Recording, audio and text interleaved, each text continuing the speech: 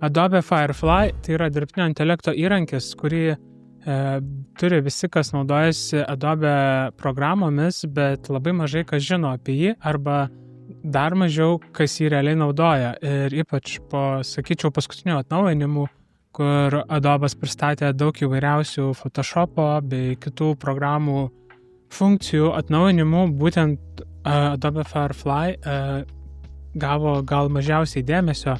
Ir pastaruoju metu nemažai teko darbuotis su klientiniais projektais, redaguojant nuotraukas, ruošiant vizualizacijas.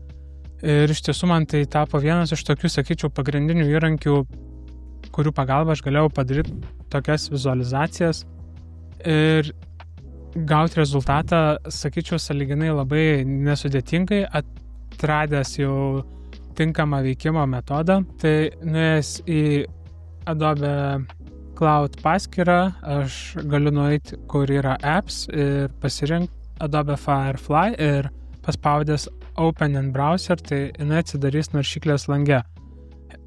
Ir iš karto mes matome pagrindinį užklausų langą, kur galima rašyti užklausas ir generuoti paveikslėlius, bet mano patarimas tai yra spausti generate mygtuką, kol kas dar nieko neparašius, tam, kad atsidurtumėt vidinėme lange, kuris yra iš tiesų patogiausias darbui.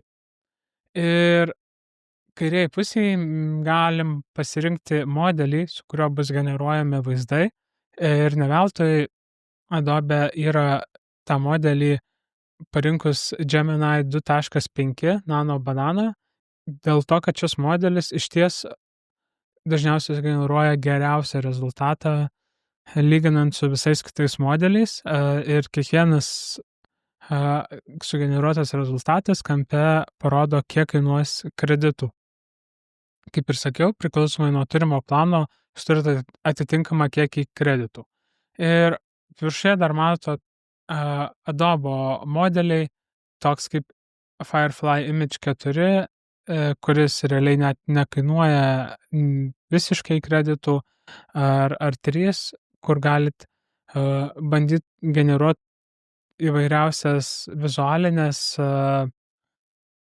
skirtingas versijas, kur nereikia jums labai konkretumo ir užtenka abstrakcijų, tai tas bent jau man nepasiteisinęs būtent profesiniai veikloj, dažniausiai aš tą praleidžiu ir tiesiai einu prie Gemini 2.5 Nano Banana ir taip pat yra galimybė naudoti Gemini 3 versiją, kuri kainuos 40 kreditų, kas iš tiesų kokybinė prasme labai mažai skiriasi, tai norint pataupyti kreditų ir gauti rezultatą, mano rekomendacija likti būtent prie šio modelio.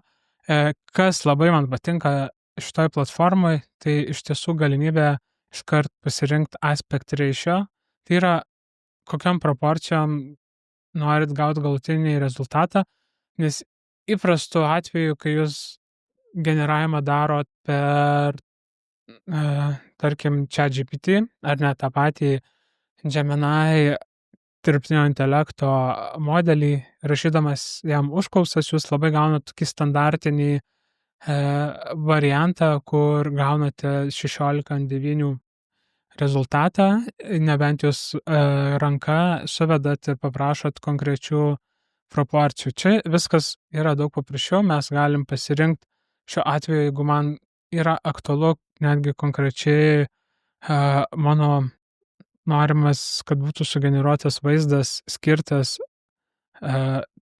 reelsam ar istorijom, tai aš galiu net pasirinkti vertical formatą ir toliau, kur yra reference image, aš čia įkelsiu nuotrauką, tai šiuo atveju pasirinksiu nuotrauką vieno kliento ekoratai, su kuriuo dirbau ir generavau nemažai nuotraukų, tai yra tokio kaip motociklo nuotrauka.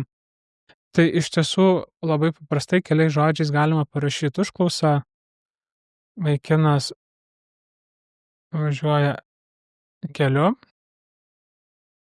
ir pakankamai gerai ir kokybiškai sugeneruoja net iš pirmų kartų.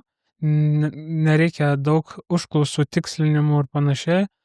Ir labai nustebau, gaudamas rezultatą, iš karto gana greit gavau rezultatą, važiuoja keliu, kompozicija ideali, pirmam plane, matosi, galiu aš, aišku, atsisiųsti tiesiai į kompiuterį ir išsisaugoti, tarkim, kur noriu ir toliau redaguoti, galiu eiti į Photoshopo web aplikaciją, apie kurią galėsiu papasakoti kitam video ir gaunu rezultatą. Ir tas rezultatas, manau, yra labai geras, nes visų pirma, motociklo modelis yra išlaikomas idealiai toks, koks ir mano pateiktoj nuotraukoj. Vaikinas yra ant motociklo užsodintas ir važiuoja keliu su šalmu, visa apranga kaip turi būt. Ir tas iš tiesų yra ant tiek geras dalykas, nes aš galiu parodyti, ant kiek gali prastai būt naudojant kitą modelį, viską identiškai paliekant, tiek užklausą, tiek nuotrauką, visą kitą, tik tai pakeičiant modelį, pasirenkant kitą modelį, tokį kaip Flux 2 Pro, kuris net ir kainuoja daugiau kreditų, ir paspaudžiu, kad būtų generuojama, ir aš įdėjau nuotrauką, parašiau promptą, jisai sugeneravo, sakyčiau, visiškai ne į temą nuotrauką ir net pati nuotrauka, jinai ne iki galo gera. Tai būtent dėl to ir rekomenduoju, norint gauti geriausius rezultatus, būtent Gemini platformai naudot Gemini 2.5 tam, kad sutaupyt kreditų, arba galima ir 3 Pro, norint specifiškai gauti geresnį rezultatą. Bet dar vienas dalykas, kas iš tiesų irgi labai padėjo man darbuojantis, tai yra, kad galimybė yra įkelt bent jau į 2.5 4 nuotraukas, kurias jas visas gali apjungti į vieną nuotrauką, sukombinuoti. Ir ypač tai labai pasiteisina, jeigu noriu daryti kompoziciją, vizualizaciją iš skirtingų nuotraukų. Ir dabar pasirinksiu platesnį ekraną, tarkim, man reiktų kelt kaip postą į Facebooką ir pasirinksiu Square proporciją, tai yra 1:1, ir įkelsiu dar papildomų nuotraukų, įvairiausių elektrinių transporto priemonių.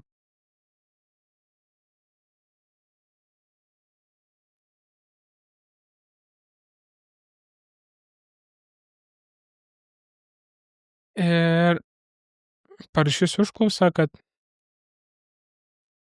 padaryti kompoziciją mieste. Irgi užklausa labai primityvi, vos keli žodžiai, kas iš tiesų dažnu atveju būna labai nekokybiškas rezultatas rašant tokias primityvias užklausas, bet kiek teko naudot, tai visai neblogai išeina. Ir gavau rezultatą, visos transporto priemonės pakankamai įdomiai pateiktos ir sudėliotos vienoje eilėje, mieste, kažkur gatvėje, net galima papildomai patikslinti,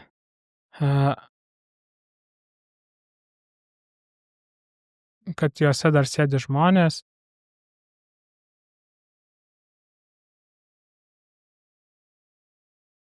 Ir pasižiūrėti tą rezultatą. Ir iš tiesų pakankamai dar greit veikia tas generavimas, kas irgi labai džiugina, ypač kai reikia dažnai ir daug generuoti skirtingų imidžų.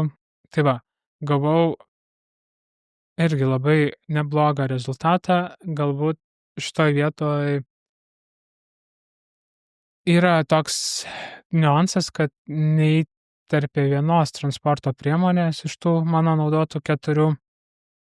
Tai aišku, mano tikslas būtų patikrinti ir patikslinti užklausas, norint gauti jau tą galutinį rezultatą, bet iš tiesų tai, kaip jisai veikia ir tai, koks rezultatas yra gaunamas, tai yra tikrai labai, labai geras rezultatas, labai patogu naudot, visa istorija lieka ir su ja galiu daryt, ką noriu. Ir kaip pavyzdys, esu tuo motociklu esu bandęs naudot būtent Firefly mechanizmą. Tai yra iš pradžių gavosi toks labai fantastinis nuo pasirinktų mano užklausų, paskui pasirinkau visiškai paprastai ir gavau tokį, sakyčiau, labai, labai, labai blogą rezultatą. Ir galiausiai jau patikslinau, kad būtų viena nuotrauka ir vis tiek gavau labai neproporcingo dydžio motociklo rezultatą su labai keistu tuo dydžio proporcijom modeliu, kuris net nėra su normaliu kostiumu važiuot motociklu, kol galų gale aš, kai panaudojau įprastai tą Gemini, tai gavau norimą rezultatą. Tai mano patarimas yra, kad tikrai panaudotumėt šį įrankį, būtent Gemini 2.5 Nano Banana pasirinkimą naudojant Firefly sistemai. Garantuoju, kad gausite tikrai gerų rezultatų. Yra tam tikri limitai, kur rezultatas gali šiek tiek prasilenkti su realybė, jeigu tai yra tekstas, daug teksto ant smulkių produkto pakuočių, buteliukų, su jais yra šiek tiek daugiau niuansų.